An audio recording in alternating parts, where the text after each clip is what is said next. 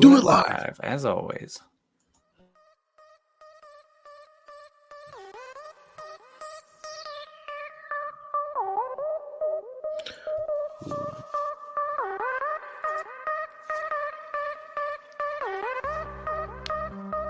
Welcome to the Empty Wagon Fantasy Football Podcast. I'm Josh. I know you're normally used to hearing the silky smooth voice of Brad, but he's not here tonight. God only knows what he's doing, but welcome to the show. We appreciate you guys. It's me and Easy E tonight. We're still going to give you our heroes and villains and tell you how terrible Brad is. So please join us for the next hour. We love you guys. How you doing tonight, Eric? I'm good, man. How are you? Good, man. I just I talked for about 30 minutes to a friend of mine on FaceTime. His name is Barnaby. We're in a league with him. And Barnabas Maximus. Yeah, he's in Japan right now. He's doing well. And it was good to talk to one of my friends. He seems like he's doing very well. So that's good. I'm good, man. Yeah. How are you feeling? I'm good. I'd be happier if I get these trades done in my one dynasty league, but they're not really going my way yet, so we'll see what happens. And the kiddo cracked my phone screen today, so that's fun. Oh, yeah, that's fun. I remember the first time that happened to me. I was younger, and my nephew took my phone because I was letting him just look at the screen and stuff, and he took it, threw it in the dog's water bowl. And this was before they were water resistant. Yeah. That was a good time. That's no great. longer let my nephew do that. No, I don't. I can't imagine why. Yeah, it's good. Learned a lot. There's some interesting news going around. Since we had our last show, John Gruden is no longer the coach of the Las Vegas Raiders. Nope. Everyone in the bad person. Bye. Everyone in the football community already knows that he's not but it is just something because we have to mention it because he was also kind of the guru for Derek Carr, I would say, and it's got to be frustrating for Derek Carr. He finally earned his trust, and now he's no longer going to be coach of the Las Vegas Raiders. So it's just something to note, not a big deal, and it takes the heat off of Urban Meyer for a little bit. So good for you, Urban. Mm-hmm. Yeah, you keep screwing up, but that bought you probably at least another week or two. Some of the shows I listened to this week were like, Urban's going to London. Does he make it to the game? Does he make it home? Who knows? Tune in next time. What if they pull a Lane Kiffin and leave him on the tarmac? Hey, there you go. Might as well. He's terrible. He has not been good for that team, but we'll talk about that game a little bit later. I'm excited. I always love the London games because you can wake up and you have football as soon as you wake up, and then you just roll throughout the day. I forgot last week. I'll be honest, and I was like, "Oh my gosh, I forgot to set my lineup," and I forget about the Thursday night games until they're started, and I forget to change players around, and it's awful. So it's not good. I mean, this week's Thursday night game was terrible. I didn't enjoy it. The final score doesn't really tell you. No, the story it was of the not game. that close. Not at all. No, 28-22 does not mean that the game was actually within reach for the Eagles. It never was. Tampa just got tired. They were like, okay, we're done playing with this thing, so we'll move on to our next game already. So good 100%. For them. Antonio Brown played very well, along with Leonard Fournette and Tom Brady. That team looks very good, even though their secondary is banged up. So the more thing banged up now because Richard Sherman went out too. Yeah, I mean, he didn't count anyway. Whatever. But I mean, he's a body, but yeah. So I did want to bring this up real quick because somebody who's been really, really good for fantasy football is Jalen Hurts. He's been great for fantasy. But as far as an NFL quarterback, I don't think he plays past this year for the Eagles. Yeah, I mean, I moved him in both my dynasty leagues this past year, and because I had him in both of them. I do look a little foolish now, and you kind of have that seller's remorse because he's been so good, at least on the fantasy stat sheets. But yeah, I don't know if Sirianni is gonna want him because he wasn't there, right? Was he there? No, he wasn't there. This is their first year. So usually head coaches want like their guy, right? Like Burrow with the new coach in Cincinnati and the new GM there. Tua in Miami. Those guys tend to kind of go hand in hand. And then, if they don't pan out, you see that whole thing that whole regime moves on, right? So I agree with you. I don't think he's going to play past this year, but he could probably catch on somewhere, right? The issue that I see is that he's late with a lot of his throws. Almost kind of like he's like in college, like where the guys actually get a lot more separation than they do in the NFL. You just don't get that kind of separation in the NFL because all these guys are literally the best of the best in the entire world of what they do. Even if you're, the fourth string cornerback, like you're still one of the best at your position in the world. So they just don't get that kind of separation. So Jalen he takes an extra step in every pass that he throws, and he's always almost, a second or two late. And it shows because he overthrows people, or the defender's already there whenever he makes the throw, and it just doesn't look to me like he's going to be an NFL quarterback. And I could be wrong. I hope that I'm wrong because Josh Allen didn't look like an NFL quarterback his first year. No, he didn't. And he got some great coaching, and now Josh Allen is probably, he's up in that upper tier where he's elite, which is great. And I hope that happens with Jalen, but right now I just don't see it. I'll be honest. I haven't watched enough Eagles games to say one way or the other. But I trust your judgment on it. And he's always going to have a safe floor, at least in terms of fantasy, because he can run the ball. But I don't think we'll really know until right around draft time next year. Yeah. If they move him, say he goes and ends up in the Texans because of a Watson move or something like that. Or they decide to draft somebody, or maybe move him for picks from another team that's struggling or thinks that he might be the piece they need. But I don't think we'll know until then, unfortunately. So, okay. But you can definitely, in fantasy, you can, ride him for this year for sure. If you're a contender. Yeah.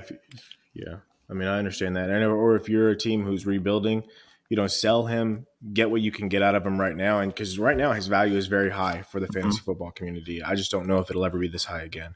So good luck on that. Now, some other news. Mike Williams is banged up, and now it looks like he might not play this week. That's big news considering he was such a huge part of this offense for the Chargers. The wide receiver 1 right now, correct? If I'm not mistaken. I do believe so. He's had swelling in his knee all week, and he didn't practice not one time all week. So that is very uncomfortable news for a lot of players. Not as uncomfortable as my guy, who has got some LPs in, which is limited practices, looking good. Even last week got some limited practices, and then all of a sudden Thursday hit, got a DNP, which stands for did not practice. Friday hit, DNP again. I'm like, that's not good. Normally when that happens, when you go from limited to do not practice, you have a setback. And that's exactly what happened with Christian McCaffrey. He had a setback, and now he's on the IR for the next 3 weeks.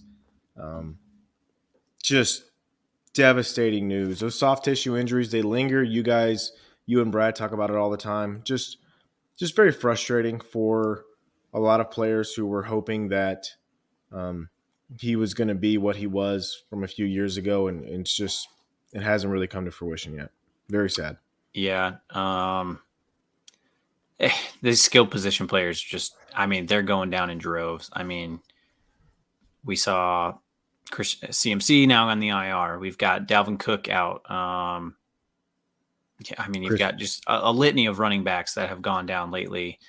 Joe Mixon with an ankle. We saw Saquon Barkley's ankle look like a softball last weekend. So, yeah, and then receivers going down. Unfortunately for Mike Williams, this has been the best season of his career, and he is injury prone. He's had that label for years, and this was the year he looked like he was going to put it all together, and goes down with the knee. So hopefully it's not a nagging injury, but let's face it, it's probably not going to go away anytime soon. So yeah, it's very, very unfortunate. Now, and other news and good news though, we get Tua back. Tua time. Yeah, I'm happy. I don't know what that necessarily means for the Dolphins. I don't think that'll make them any better, but because they're going all the way to London to go against the Jacksonville Jaguars. So if you're going to have a get right game, this might be the one. So yeah, let's see what happens. He will be without Devontae Parker and Will Fuller the 5th. So that's unfortunate. What are the But fifth? the 5th, but he should be okay. We'll see what happens. Good news for him. In other news, though, this is something that we need to discuss because he is the head coach, but also the offensive coordinator. Cliff Kingsbury tested positive for COVID and will not be on the sidelines against the Browns, which are a very good football team. So how do you think this affects the team? Oh, I mean, hopefully he's got his coaches prepared. That's pretty rough, especially. I mean, a lot of it is ad lib with Kyler anyway, because their line is so bad and most plays break down pretty quickly. Mm-hmm. But he really finally seems like he's got the personnel he wants, and now he's got Zach Ertz, which could be, I mean, that could be a resurgence for him here with this Arizona Cardinals team. We'll see if they use him very much. He can't play this week, unfortunately, because he already played on Thursday night. But yeah, that could be a big blow to them. I don't really think they'll miss a beat again because a lot of it is ad lib with Kyler anyway. So I don't think it really matters too much what they call in the huddle, but I could be understating how much he actually means to the play calling in there. I don't know though. Yeah, but we don't know yet. We'll find out what that means. But the Browns are a feisty team. I wouldn't be surprised if Arizona left this game with their first loss. In other news, there's some wide receivers who are going to miss this week, such as Curtis Samuel. He will not be playing this week, along with Nick Chubb. Nick Chubb is going to miss this week's game. It looks like Kareem Hunt will be carrying the load. Okay, I didn't realize he was officially out. Oh, yeah. Oh, no. Along with Chubb, the Browns are in jeopardy of playing without Hunt, who was limited on Friday after missing practice the previous 2 days. He'll play. Well, He'll play. I'm not good worried about that. And Danny Dimes will play as well. So without Nick Chubb playing, that's not good for fantasy owners. But as far as the team goes, they should be fine. If you have any Kareem Hunts, despite his injury right now, I would fire him up and feel great about it. Mm-hmm. Danny Dimes playing though, I mean, after the concussion, yeah, that's pretty rough. I don't love that, but if he says he's good, he's good. I mean, I think it's ultimately his decision. But yeah, I just don't want to see those guys look like elderly people at the age of 30.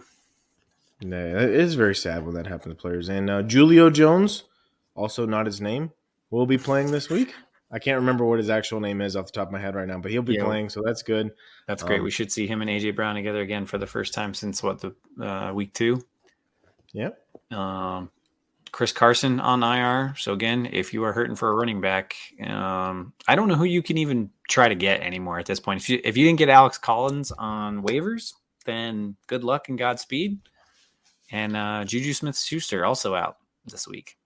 Yeah, it looks like he's going to probably miss the rest of the season. Now, my boy is starting this week. Rashad Bateman. Hello. There you go. Welcome back. Welcome to the club, bud. All right, so let's hope you do well. And Amona St. Brown. Jared Goff said he'd like to get him more involved. Well, of course you would, because it's the only receiver you have, bud. So Amon-Ra St. Brown, good luck. Now we'll talk about something that AZE loves. Unless you got any more news you want to talk about? I think that's it. Just keep an eye on some of these injury reports because you've got a lot of guys on here like Dalvin Cook, Jamal Williams, DeAndre Swift. There's just a lot of guys on here with soft tissue stuff. Be very, very careful about Dalvin Cook. I talked about him last week. Usually when he comes back in after having an injury, he does not play the whole game. So be careful with that. Good to know. I mean, these running backs, unless you have Derrick Henry, you're not safe. That's it. I feel bad even saying that because I'm scared for him. But I mean, he's built different. He's an animal. He really is. He's a freak of nature. I love him. He's almost a literal tank of a human being. So, all right.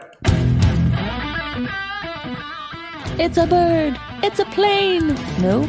It's heroes, villains, and sidekicks. Whoa, heroes, villains, and sidekicks. Easy. Let's talk about last week real quick. Quarterbacks, how did you do, bud? Unfortunately, my hero did not hit Ryan Tannehill, quarterback 22, but Taylor Heineke, my villain, quarterback 24. So barely playable in a super flex league. I'll take that as a hit with my villain and not with my hero. How about you, Josh? I 1-1 as well. I picked Joey Burrow.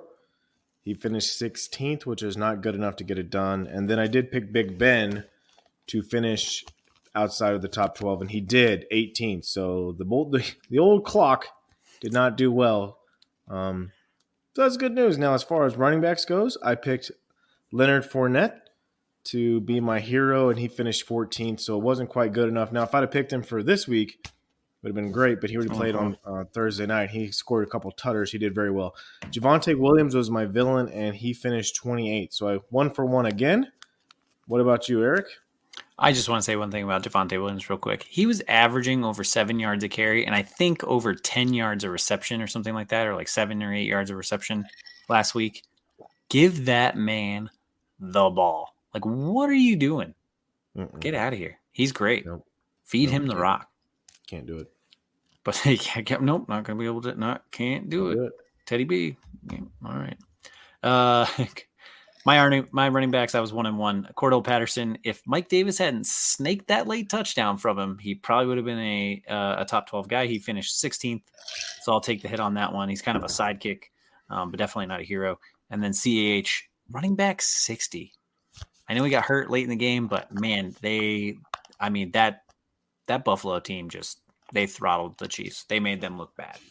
Yeah, they are very good, and the Chiefs have a lot of issues on defense. I mean, so I saw a crazy stat. So the best offense of all time on a per down basis was the St. Louis Rams when they were the greatest show on turf. Okay. They averaged 7 yards per play, right? Okay. 7 yards per play, which is very good.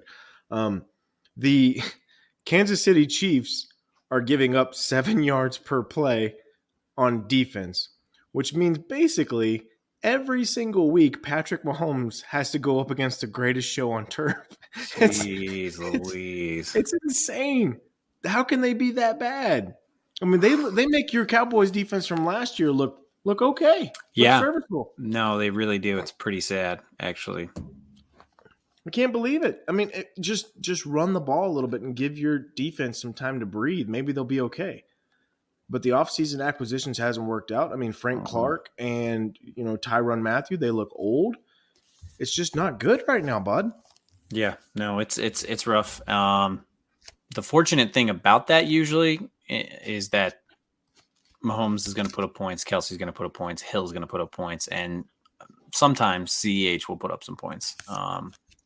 But as we'll talk about later, Hill didn't look great that last week either. But yeah, he's banged up as well, and we'll see how he plays this week. The Chiefs are they have to go back to the drawing board, and the defenses right now, they're doing something that's pretty intelligent. They're playing deep, and they're forcing Patrick Mahomes to be patient and to pick them apart. And the Chiefs are just an impatient team, and they refuse to do the slice and dice method. And defenses are keying on that. And if you have the personnel to do it, it's been pretty easy for these defenses. And now the Chiefs, 2-3, it's not looking good. They're in the bottom of their division. Who would have thought that? I know I wouldn't. I'm in that division. Yeah, I saw a few tweets and some folks talking about how with the space that they're given, especially up towards the line of scrimmage with the linebackers and the cornerbacks and stuff like that, CH should be getting, or whoever's running the ball there should be getting huge chunks of yardage before contact, but they're just not making those kind of plays. They just don't seem to be able to change gears like that and go to just pound the rock style game and make the defense come up to the line of scrimmage where they can get Tyreek Hill and Travis Kelce behind the defense afterwards. So that's a little concerning. I don't know. We'll see if Andy Reid can make some adjustments this week, but yeah, as long as they're in shootouts though, you can happily start those guys. So if I told you before the season started that between the Cowboys and the Chiefs, one team would be 4-1 and one would be 2-3, would you have picked the outcome that is right now? No, because I would have never believed that the Dallas defense would play as well as it is. Is it Trayvon Diggs? Yeah, Stephon Diggs' brother. Yeah. He is he is killing it. If he doesn't win Defensive Player of the Year, I'm going to be upset. I think Parsons should be rookie, and then Diggs should win as of right now. Like if the season ended today, Parsons should get Defensive Rookie of the Year. Diggs should get Defensive Player of the Year, in my opinion. They're playing very well, and it was funny to read the story about Trayvon Diggs whenever he went to Alabama. He went as a receiver. I don't know if you know that he actually went as a receiver. Stephon Diggs, his brother, and it turns out that Alabama had some really good receivers on the roster. Just a few. Jalen Waddle, a couple of those guys. They didn't turn Henry Ruggs. They turned out to be first rounders, all of them. So they're like, hey, we're going to move you to DB. And apparently he was devastated. But when you look at the way that he plays the ball, he doesn't play the ball like a defensive back. No. He's a receiver out there playing DB, and it shows. I think that was I can't believe I'm going to say that the Cowboys did a great job drafting defensive talent. So Jerry clearly didn't have anything to do with this job. No. I think he's been relegated to maybe one pick. Like Parsons might have been his guy, maybe. That's it. But he's the Queen of England. Like he's in charge, but really he's just kind of a figurehead. Like Parliament runs things over there. And that's clearly Stephen Jones. They're doing a good job down there in Big D right now. And Dan Quinn being the defensive coordinator, he's really turned things around along with all those great draft picks. So kudos to you, bud. Congratulations. Yeah, that's great. I mean, hey, Denver's looking good. Von Miller's playing out of his mind. So, and the Chargers are good this year too. So all of our teams are actually looking fairly good.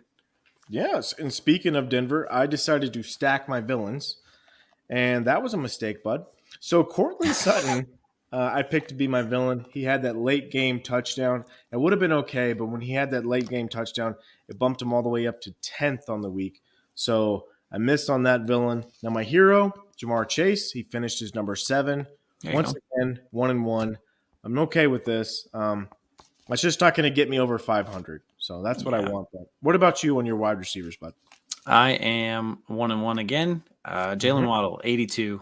I am never betting on Jalen Waddle again as a hero. And then Tyreek Hill finished 30th. So a flex-worthy play, I guess. But for a guy that, should be winning you weeks, that's not the way you want to go. Very surprised that my Chiefs stack there worked out, but happy it did. Yeah, awesome. And all right, go ahead and roll right on into tight ends, bud. Dawson Knox, tight end 4 on the week. He has looked fantastic. Just a little quick stat for you with him. His red zone numbers are great. He is the 3rd most targeted tight end in the red zone, and he's got 3 tutters. So I don't see why Dawson Knox shouldn't keep doing what he's doing week in and week out. Darren Waller and Kyle Pitts are the only guys that have been targeted more in the red zone so far. And he leads all tight ends in the NFL in touchdowns with 5.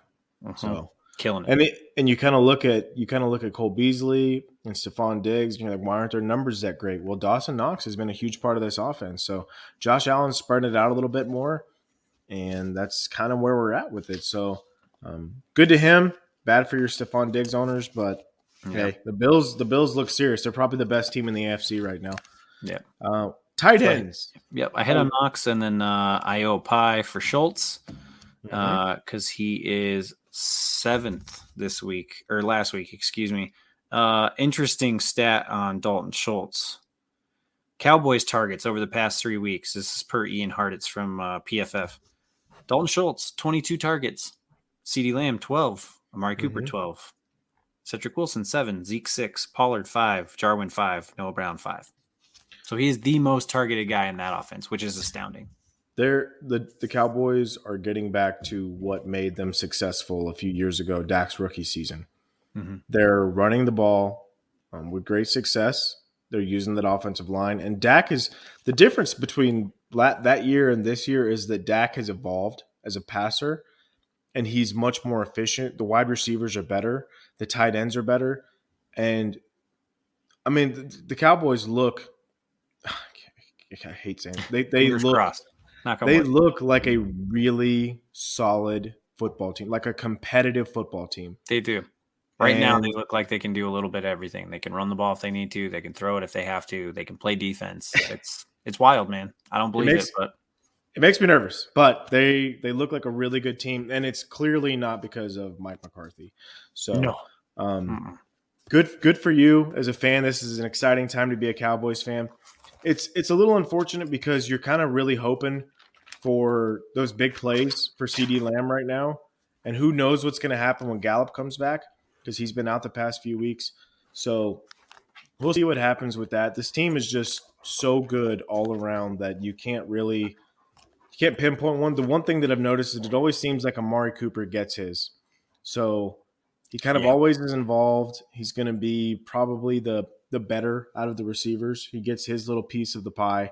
So that's the guy that if I was had to pick one out of all of them. Now, I do think CeeDee Lamb is the most talented wide receiver in the whole bunch, but Amari Cooper is still very, very good.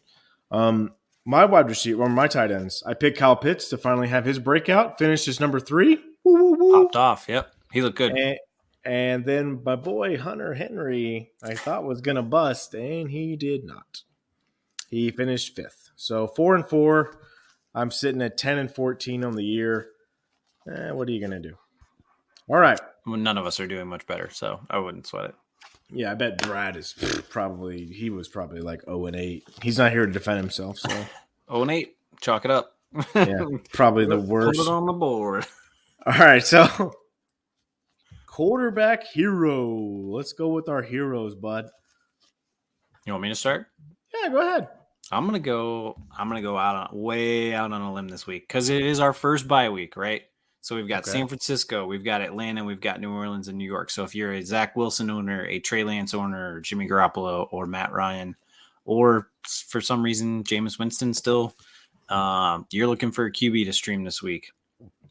So Davis Mills, probably available in your league, looked real good last week. He was. I had it just. How did he look that good against New England? I just don't. Right? And that's the crazy part because Bill Belichick is 21-6. Well, sorry, 21-7 now against. Did they win? They won though, right? Yeah, the Patriots won. Okay, so 22-6 versus rookie quarterbacks. But yeah, he looked really good against them last week.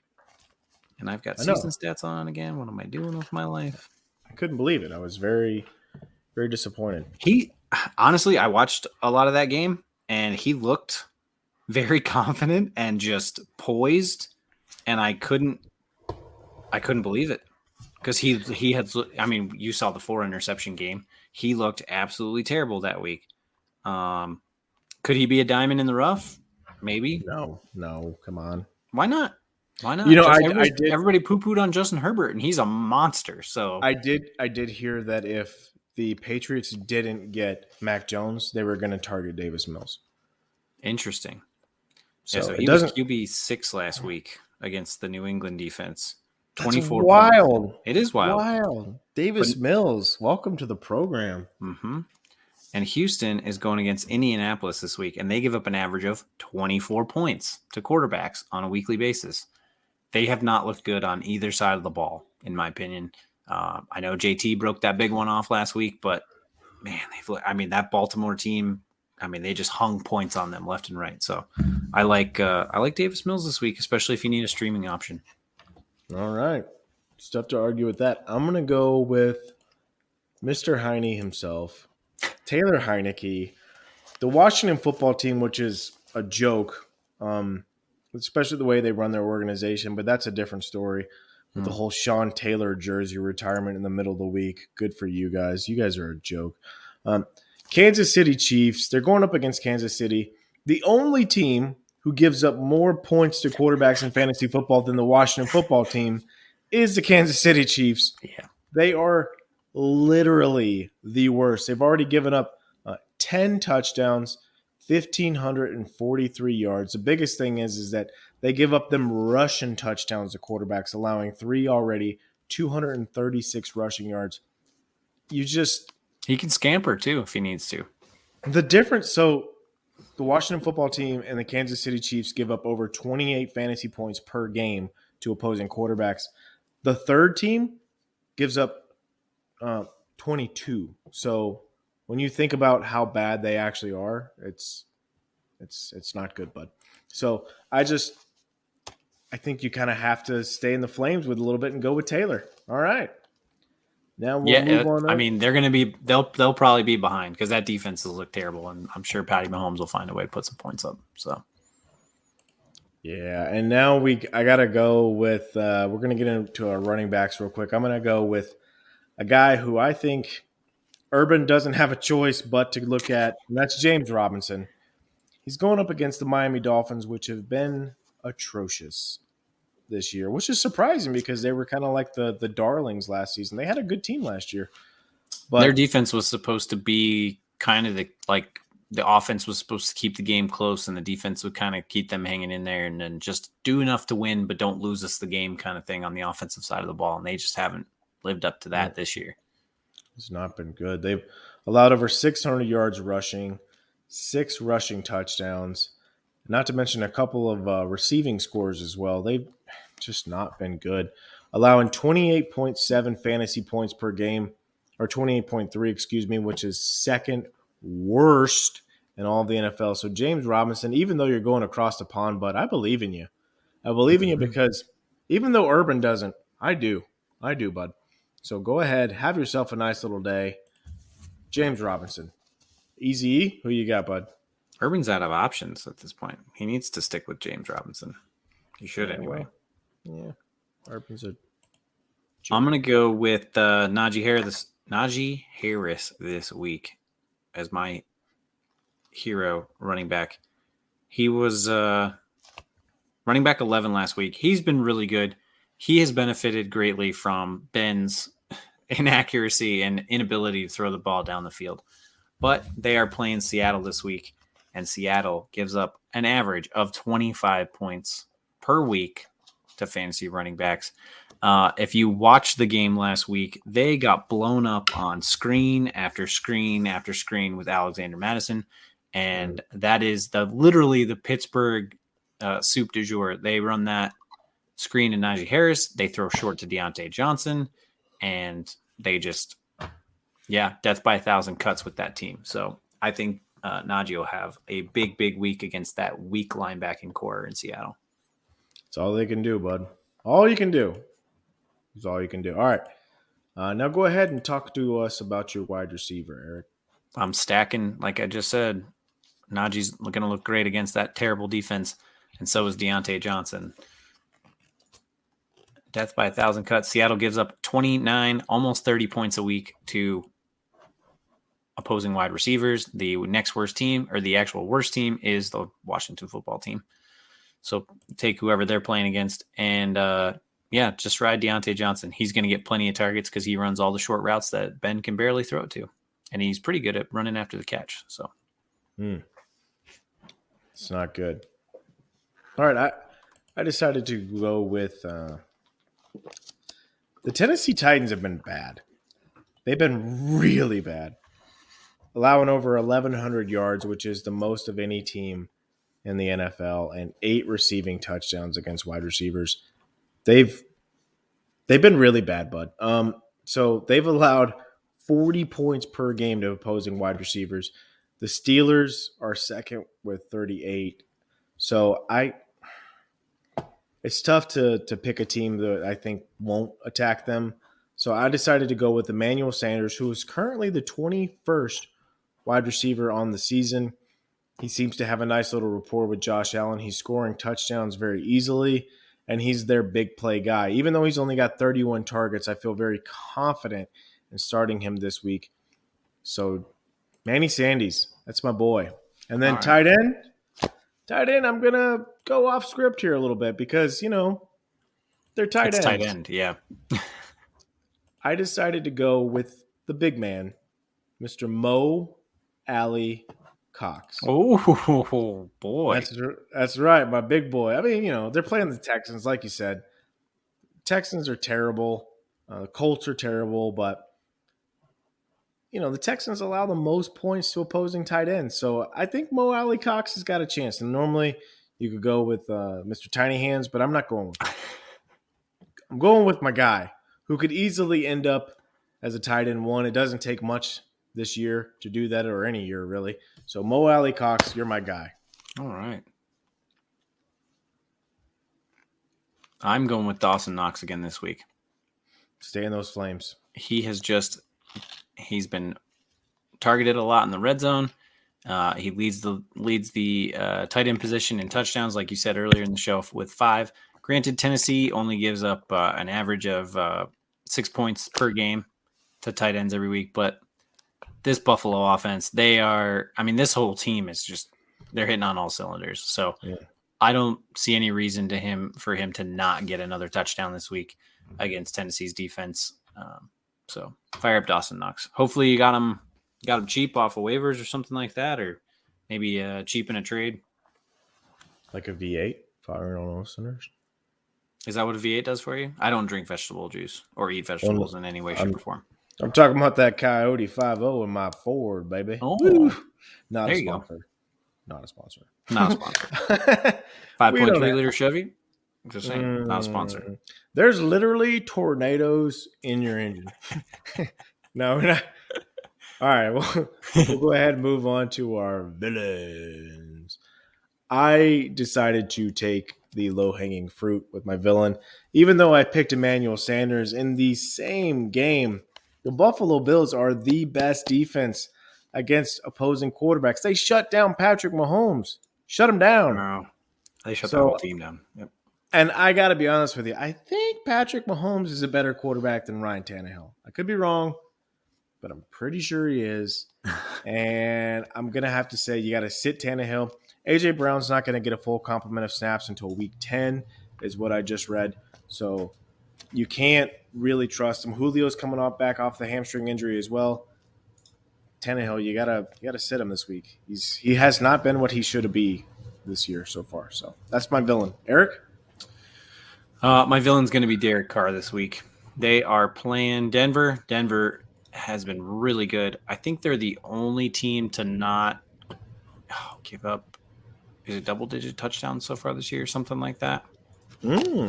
They've been very, very good on defense. Von Miller playing out of his mind, and they only give up an average of 14 points to quarterbacks every week. So I do not expect, especially with the lack of receivers there, the lack of a running game. Now John Gruden's out. I don't think it's going to be a good week for Derek Carr, and I think that Denver defense is going to eat. Gonna eat. Yeah, it's so great. I mean, I would like to think that Derek Carr will be like show everyone, hey, I can do it without John. I don't need him. But I feel for that kid, man. Nobody else in the organization is there to answer questions. It's like it's all on Derek Carr. The owner doesn't answer any questions. Mike Mayock, he's in and out real quick, and they're just they leave Derek Carr holding the bag, and they have his entire career. So poor Derek. I wish this wasn't going to be a bad week for you, but I think it will be. I have to agree with Eric. All right, Eric, go ahead and roll right on into that running back, bud. My villain running backs this week are the Vikings running backs. Whether it's Madison or Cook. Cook, I don't think it'll make it through the whole game if he comes back. And Madison, I know he looked fantastic last week against that Seattle defense, but they are playing excuse me. They are playing Carolina this week. Carolina extremely good against running backs, only giving up an average of about 14 points a week to opposing running backs. Their defense is pretty good all the way around. They'll be adding Stephen Gilmore here pretty soon after he comes off the pup in week 7. So they're just going to get better. Yeah. I don't look for a lot from Cook and Madison this week. All right. So I understand that, and I completely respect it. I think it's going to be good. We'll see what happens. We'll see which Sam Darnold we get this week, because who knows which version of Sam That's Darnold true. we're going to get. Hopefully we get the efficient version of Sam Darnold, but I'm not holding my breath. Now, I hear your dog panting in the background, breathing very heavily. I'll let him out. I see him right there. It's okay. It doesn't matter to me. It's all right. It adds to the ambiance. He's too hot. Of the always show. Too warm. Poor guy. He's so fluffy. He lives in the desert. So I decided for my running back villain, I decided to go with a team. It's low-hanging fruit. I'll be honest with you. They're already missing their quarterback with a finger contusion, Oh, and okay. they're playing a defense that has not allowed an opposing running back to score a touchdown, either receiving or running, all year. Pittsburgh Steelers. So I'm going against Alex Collins, and really, you can put any Seattle running back in there. I don't feel comfortable starting any of them. It's Chris Carson's not going to play. He's in the IR still. So Alex Collins, I'm not willing to bet on him. I'm not willing to bank on DJ Dallas. So unfortunately, I'm sorry. Your Seattle backfield is just not going to be effective this week. That's my pick. And for me to roll into the next position, I've already knocked Ryan Tannehill. I'm going to go ahead and stay in those flames and knock A.J. Brown too while I'm at it. Might as well. So while the Tennessee Titans allow the most points per game for fantasy football, on the exact opposite end of the spectrum, the Buffalo Bills allow the least amount of points for wide receivers in fantasy football, only allowing 2 touchdowns all year. A.J. Brown, this has been a bad year for you, bud. And I'm thinking it's going to continue to stay bad this week. Maybe next week. But you're already talking about how you're going to be limited. You and Julio Jones. I gotta pull back just a little bit. Maybe next week, but we'll see what happens. But not against the Bills this week. All right. Yeah. The recipe for success there is Derrick Henry runs for 40 times for 250 yards and like 4 scores. That's how they beat the Bills, and I think that's about the only way. Yeah. Could Derrick Henry do it? Absolutely, positively. Yeah. What are we talking about? Receivers? We're talking about receivers. Yeah, he's a man. About practice. You talking about practice? I did see today was the anniversary of the Dennis Green interview. They are who they thought we were. And we let them off the hook. Yeah. They are who we thought they were. That's what he says. Yeah. He was talking about the Bears. He was so upset. We played them in the preseason. They are who we thought we were. And we let them off the hook. Oh, man. Rest in peace, Denny Green. All right. Yeah. Yeah. Sad. All right. Cortland Sutton. He looked pretty good last week. Oh, no. I don't think he's going to remain that good this week. Oh, no. Yeah, they are playing. Why do I keep losing this? He's on Denver. They're playing Las Vegas. Las Vegas, surprisingly stout against opposing wide receivers. 18 points a game. That's typically you play 3 wide receivers. That's not very many points to go around. Now, granted, Jerry Jeudy is designated to come back. He can come back in the next 21 days. I don't think he'll be back for this game. So that kind of leaves him, Cortland Sutton and Noah Fant as the only targets. But their defense, honestly, Las Vegas' defense has been pretty stout this season. They've been pretty good all the way around. So I think Cortland Sutton is going to struggle a little bit this week. Yeah, I thought so last week, so have fun with that, bud. Okay. Tight ends. So tight ends. Who knows what could happen with this? I decided that my strategy last week was to pick a tight end that I didn't think would continue their success, and it blew up in my face. However, this week, I feel very confident that won't happen. David Njoku was fantastic last week. Oh. Cleveland Browns put up over 40 points. So you're thinking, wow, he's got to continue that success, especially since OBJ wasn't really even involved. However, they're playing against the Arizona Cardinals, which do not allow points to tight ends. They got this guy on their team named Budda Baker. Turns out he's really good. Turns out he's kind of decent at what he does. Really, really good. So Budda Baker will probably be covering that tight end. David Njoku, I don't expect you to do much this week, but sorry. Arizona Cardinals are going to shut you down. They are the best team against opposing tight ends. They haven't allowed a touchdown all season. You can have your cake, but you can't eat it, bud. Sorry. Take a seat, David. Eric, don't just sit there with your mouth open.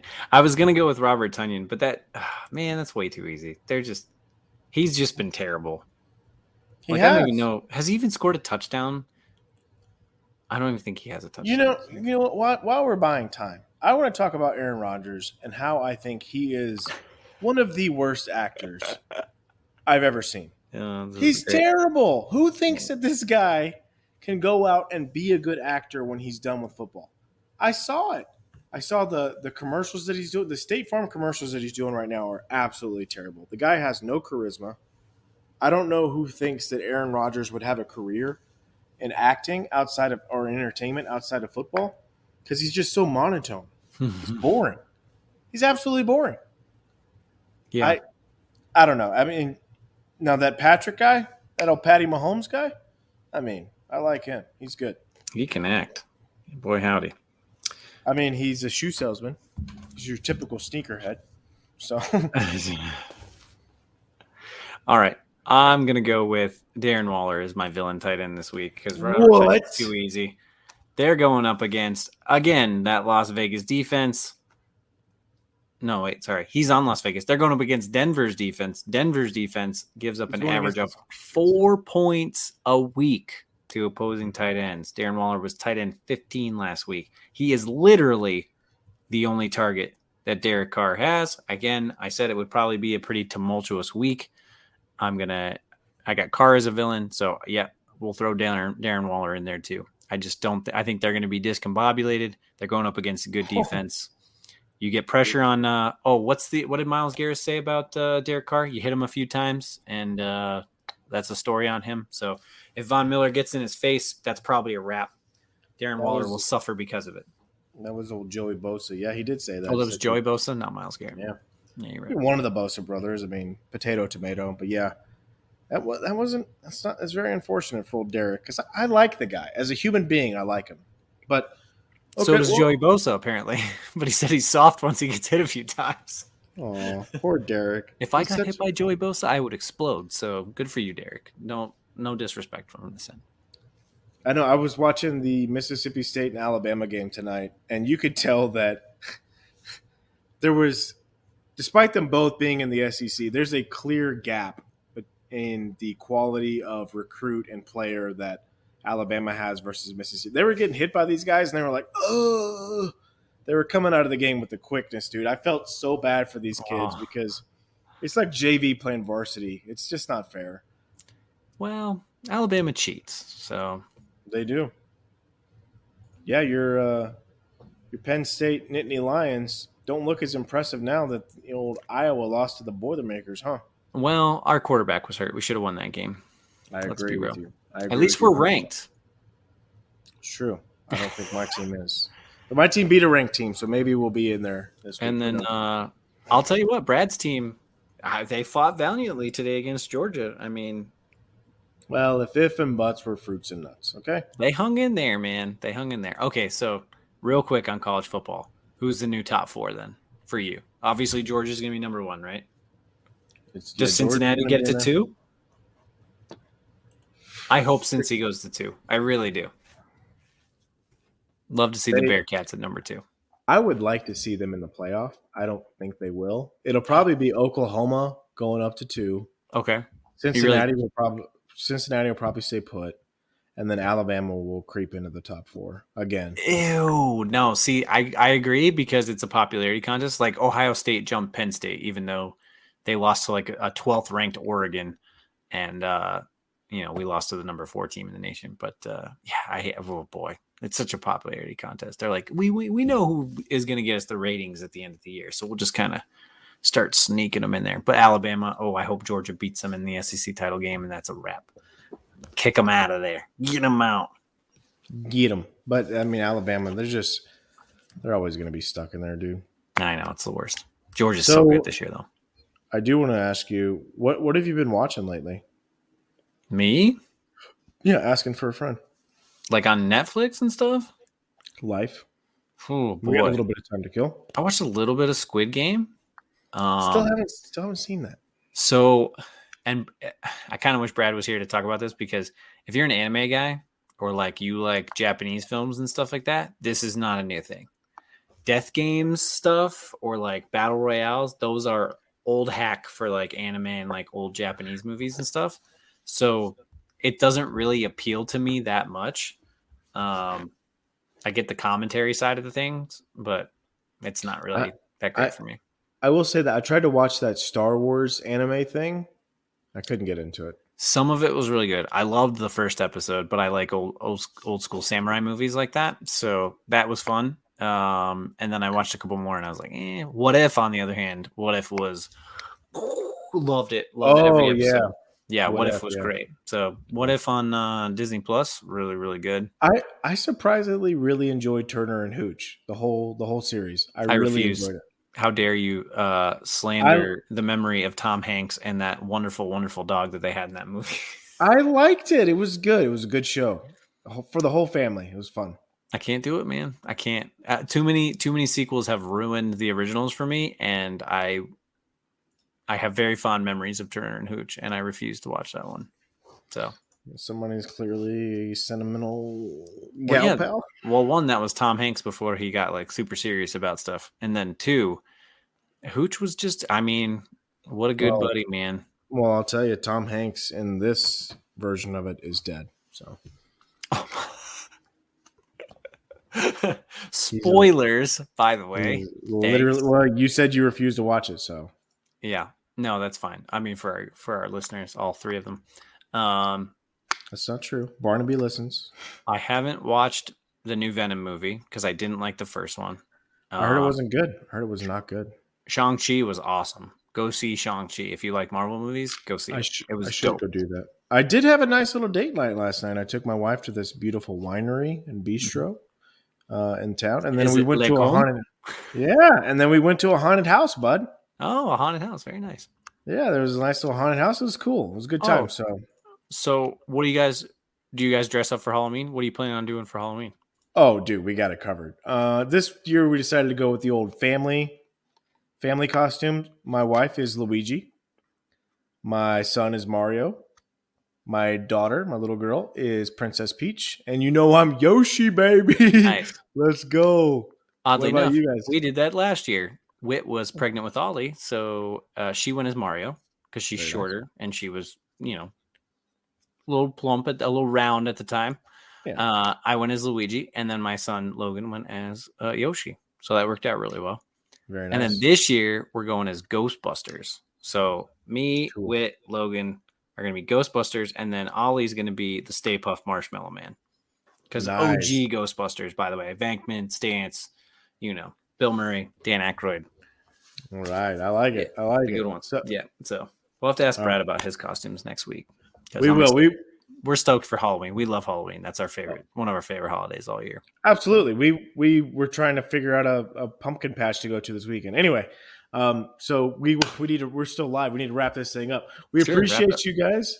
And if you've been listening to us ramble about Halloween costumes and TV shows, we appreciate it. Yeah, we appreciate you guys. Thanks for tuning in to the Empty Wagon Fantasy Football Podcast. I'm Josh. That's Eric. We appreciate you guys. You can find us on Twitter at EmptyWagonFF. That's Twitter, Instagram, and Facebook. Eric is going to be at GunsOfL19, and I'm at FF Josh Hughes. Brad's at Zach Jones if you want to bother him too, even though he was too busy to show up tonight. Please check it out. We love you guys, and we will see you next week. Bye-bye. 0 for 8, Brad. Stream Davis Mills.